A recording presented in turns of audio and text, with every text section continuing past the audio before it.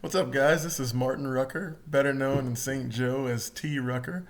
And I just want to say thanks a lot for tuning in and allowing me to talk with you for a few minutes here today about my life growing up in St. Joe and playing college football at the University of Missouri, and then an NFL football career as well, and talking about being a black athlete all along those ways. And also try to share a little bit about maybe some of the current issues that are going on today, some of the things that you guys might be facing, and how to be a part of the solution and not a part of the problem. And so I figured we'd just jump right into it. As I mentioned in the beginning, I'm from St. Joseph, grew up on the south side. I went to Lake Contrary Elementary School, went to Spring Garden Middle School, and went to Benton High School. And so we were Southsiders through and through. And you guys all live there now, and you know what the South End is like. Back when I was growing up, there weren't a lot of black families. And when I was in elementary school, I was the only black kid in my class, one of the only black kids in the school. Middle school was more of the same, and as was high school. You know, race relations were okay back then, but there were still things that I experienced as a young kid. I can remember being in elementary school, and when you first start to like girls, and I can remember being in sixth grade, and there was a girl that I thought that was cute, and she thought that I was cute too, but she told me that she couldn't date me because her parents wouldn't allow her to date black kids. And that was, one of the first introductions to racism that I experienced. And I was in sixth grade, 12 years old.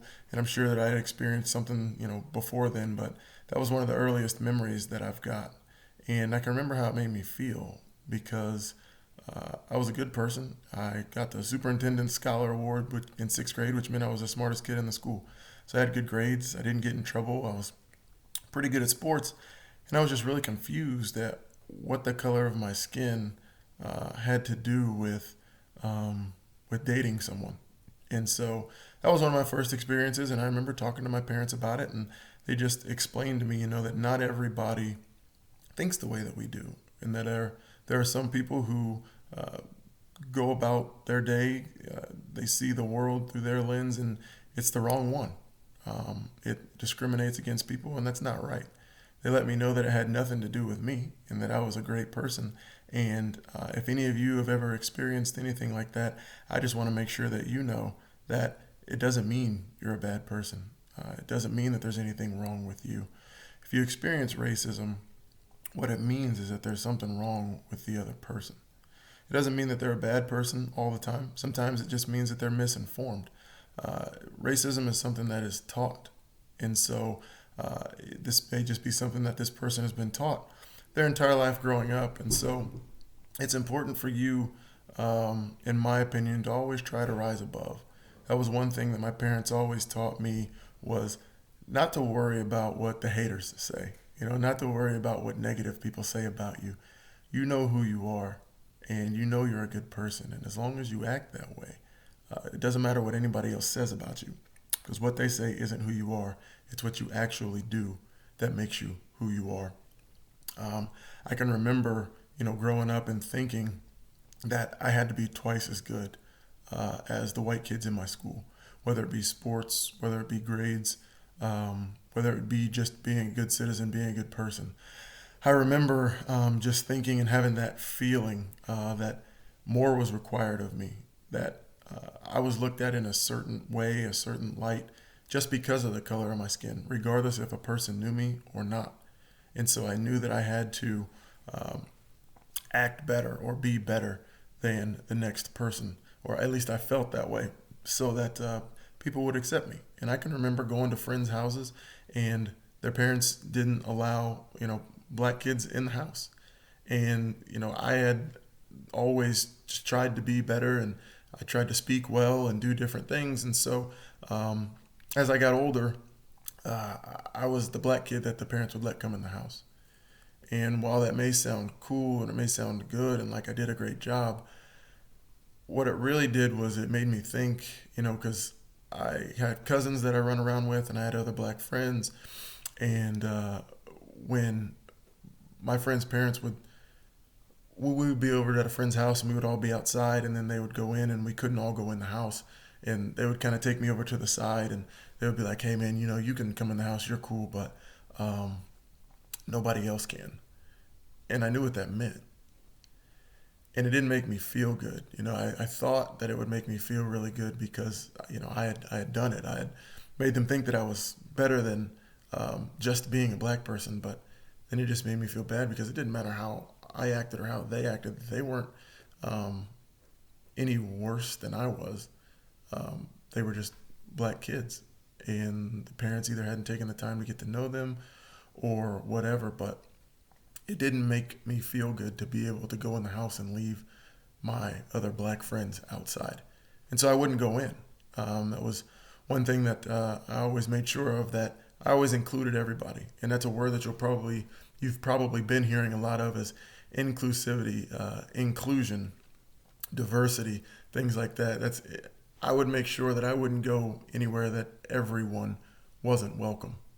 And I think that that's important. If you're watching this, you may be the kid that gets to go in the house, or the kid that gets to go to different places, or what have you, or be privileged in certain ways that other kids that look like you aren't. And I would just encourage you, to take a stand and to say, well, if he can't go, then, I'm probably not going to go either.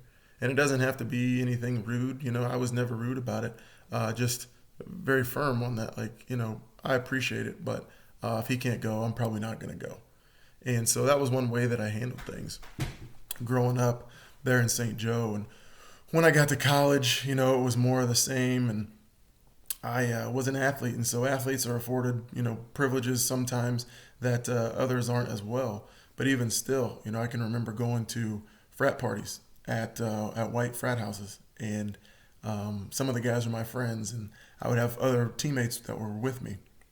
And the guys would, take me to the side and be like, hey, man, you're cool. We don't care if you come in, but we don't know those other guys, or we're not really comfortable with those other guys, or, we can't have too many people in here. That was one that I heard a lot. We can't have too many people in here. And so, by that time I was in college, I already knew the drill. I knew what that meant. And again, it would just be more of the same. Like, hey, man, these guys are my friends. Like, they're cool. If they can't come in, then I'm not coming in. And so, that was kind of how it went in college. I can remember being down at the Lake of the Ozarks and going out on a boat with some friends, and we were out in the water and we were swimming up to another boat, and some people had recognized me and were like, hey, T. Rucker, tight end Mizzou, come on over here. And so as I started coming over there, as my friends were coming with me, and I could see their faces change. And, as I approached the boat first, hey, we don't care if you come up here, but we can't have anybody else coming on the boat. And I knew exactly what it was about. And so, I just said, hey, thanks, man. I appreciate your guys' support. Looks like a lot of fun up there, but if they can't come, we're just going to go back over here. And so that was just kind of a reoccurring theme, throughout my life. And I would just encourage you, to take a stand if you ever encounter something like that, and don't feel bad about yourself. Don't ever let anybody make you feel bad or upset about the color of your skin or your background or where you come from. The only person that can define you is God, and what defines you is your character. And so as long as you're a good person, you do right by everybody else, you'll be all right. Those people who are discriminating against you or don't want to hang out with you or your friends because you're black or because you're brown, it may not be black. You could be Hispanic. You could be Asian. You could be anything. If people don't want to hang out with you because of that, those probably aren't the kind of people that you want to be hanging around anyway. When I got to the NFL, things looked a little bit different. Being in an NFL locker room, playing on an NFL team, there were certain things that or white players were allowed to say, or they were allowed to act a certain way. Like whenever they would score touchdowns or do something good and they danced or they celebrated, they were just kids having fun. They were having fun, having a blast playing the game. But when black athletes did it, they were arrogant, or they were cocky, or they were showing off, or they were showboating. And this was something that's portrayed in the media and still today. So that was one of the things that I encountered there. And, we encountered that in college a little bit as well.